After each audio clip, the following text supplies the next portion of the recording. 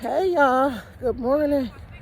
I'm out here on my walk, getting out here, getting a few steps in. It's really a few this morning because let me tell y'all, my alarm went off at 7:30 and I said, okay, I'm gonna lay here till 7:45. The trail is literally like less than a mile from my house. So I could really walk down here, but the road I live on is I can't walk on the road that I live on, the main road that I live on. So I don't wake up to daggone, I don't wake up to daggone 8:05. But anyway, I'm here for our morning talk. So I don't know if y'all see the caption. It's why I would never date. If y'all joining me on Facebook, I am on my other phone on YouTube, but I'm just recording. Why I would never date a friend. So I had this one guy friend, y'all. This is just morning talks and y'all getting to know me. But I had this one friend. We have been friends for years. And when we were friends, he always used to like me, but I never like pursued anything. I just used to like brush it off. Like, boy, you my best friend. You my best friend. So finally, after about 3 years of us kicking it and being friends, we never, crossed that line, did anything, kids, nothing. We, after we did all that, we ended up starting dating. So I was like, okay, let's date or whatever. So about a year into us dating, he was about to buy a house. So I don't know. This is what sparked the conversation. I'm glad I remember because he was telling me from his he was living with his sister for like two years of us, 1 year of us being friends and 1 year of us dating. And he had told me all his stuff was in storage. I remember when he had moved out of his apartment and he was like, so I said, he was like, he was finna buy a new bed. I said, why you buying a new bed? Don't you have your stuff from storage? So he was telling me his ex wasn't gonna give him this. Mind you, I had been this boy friend for years, so I never even knew that he had an ex. So he says, so I said, he said something about his mom. She won't give his mom the keys or something like that. I said, your mom? I said, so this is a close girlfriend. I said, so was y'all married or something? So he said, do you want the lie or truth? Or the truth? I said, well, only a fool would want the lie, so of course I want the truth. So he said, yes. I said, okay, are y'all still married? And he was like, yes. So I was like, I said, so that changes the dynamics of our relationship because I don't mess around with married men. So he said, now, let me say this because he lived in Atlanta this whole 4 to 5 years that I know him, 3 years of us being friends, a year of us dating, he lived in Atlanta. And we used to talk, hang out, all this. So I never heard of a girlfriend, never thought he had a girlfriend. In fact, when we were friends, I used to try to hook him up with people. Like I used to try to hook him up and put him on dates or whatever. And they were like, so he was like, nah. He was like, nah. But I just thought it was really because he just really wanted to date me, which was true. But he never wanted to pursue anything. So with these other people, so that I used to try to hook him up with. So I was like, okay, whatever. So we decide when we start dating, after I found out about the thing, I said, you know what? I'm not gonna be able to do this or whatnot. So he was like, man, I'm getting a divorce. I'm getting a divorce. I said, well, that's gonna need to happen fast. And when I tell y'all, I was literally, he bought this house in December. Everything came to a head in July, because I was literally like on his head every day, like what you gonna do? What you gonna do? So he says, I'm gonna handle it. I promise you I'm gonna handle it. So about in July,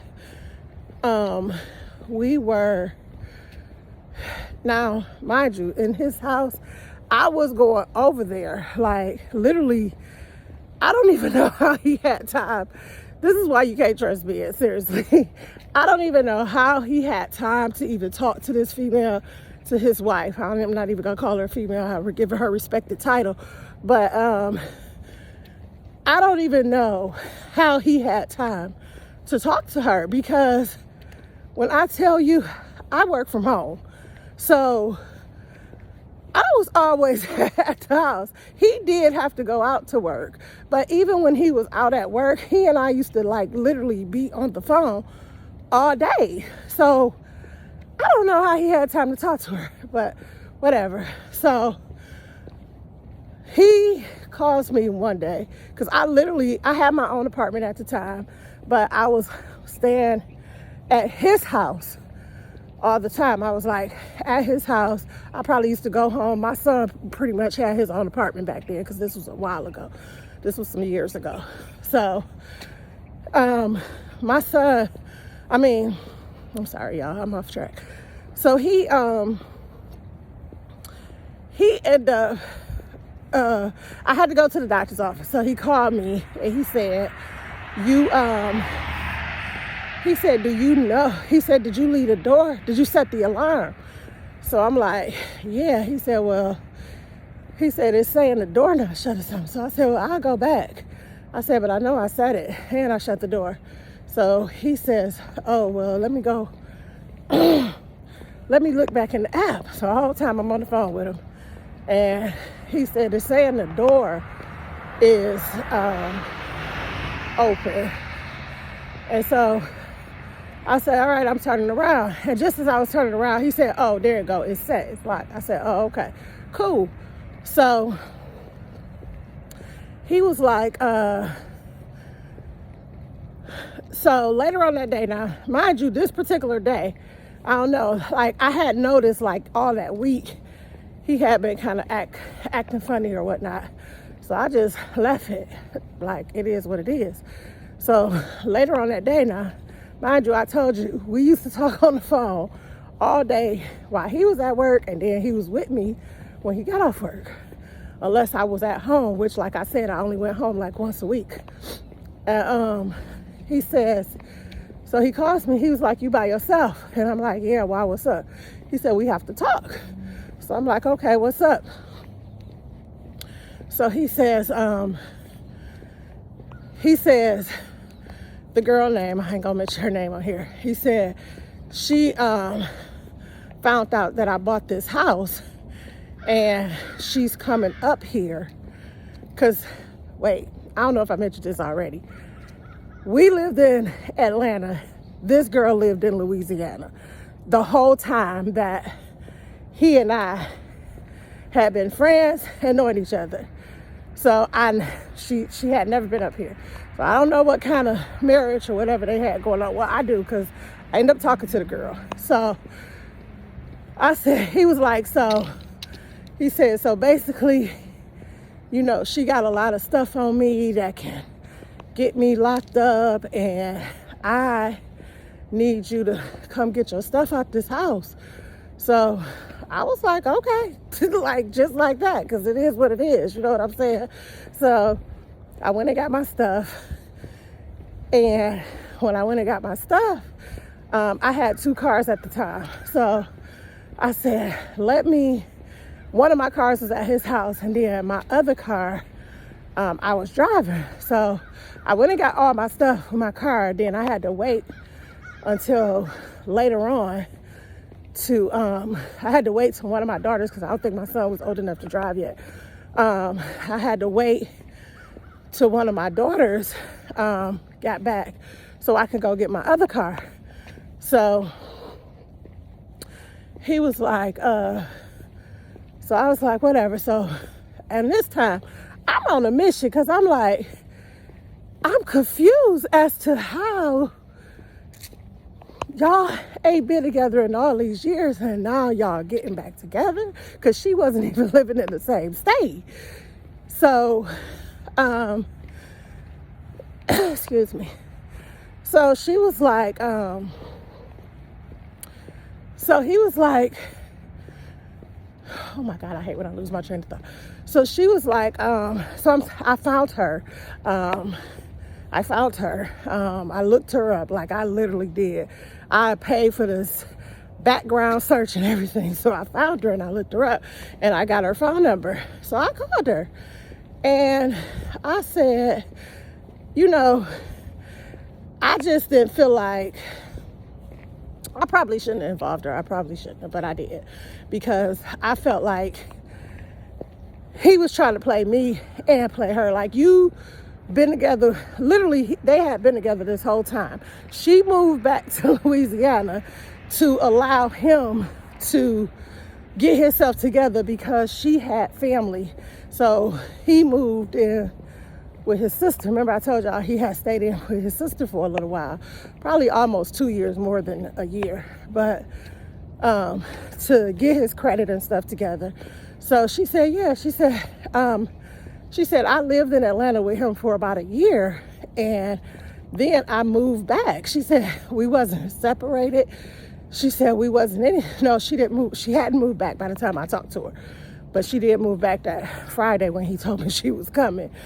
So the whole time, this man is literally just living two separate lives. But I was like, how? Only time I ever remember him going to Louisiana in those 4 to 5 years is the one time after he purchased his house to go pick his mother up, and he brought his mother back to the house because his mother stayed up at the house for she stayed up there for about a month. I mean, he had an older mother, so I'm out taking this lady like to recreational places so she can get out, doing all kind of stuff. Whole time the mama knew what was going on. Like, the mama knew. And I'm like, this lady is 80-something years old and still messy. Like, you should tell your child to do better. Like, you really should tell your child to do better. I am not enabling my kids like that. I'm not. But she did. And hey, I can understand, but that's something they do. But so the wife was asking me, for proof, because I guess she didn't believe me. So, oh, baby, did I have proof. So first I was showing her, how we be on the phone, like hours and hours of call. Like, I was telling her, like, how did y'all even talk? Because we used to be on the phone for hours. And text messages, and pornographic pictures, like all kind of stuff. So I literally sent her all that stuff, even the pornographic pictures. So I sent it to her, and I sent it to her via Facebook Messenger. So I sent it to her on Messenger, and I decided to make sure she got them. Good morning. I decided to make sure she got them. So I literally sent the pictures to about 30 people on her friends list. That's why y'all keep y'all friends list private. But I sent it to like 30 people on her friends list. So when he found out I did that, he called himself calling the police, and the police was like, there's nothing they can do because it wasn't a crime committed, because had I posted them publicly, it would have been a crime. But I didn't post them publicly. I sent them via Messenger. So that's what kind of saved me. But when he found that out. So the detective calls me, and the detective was like, I was like, detective, listen, I said, since the detective didn't call me for about probably about a week after she had already been back here. So I didn't even know like he had called the police or nothing until the detective called me.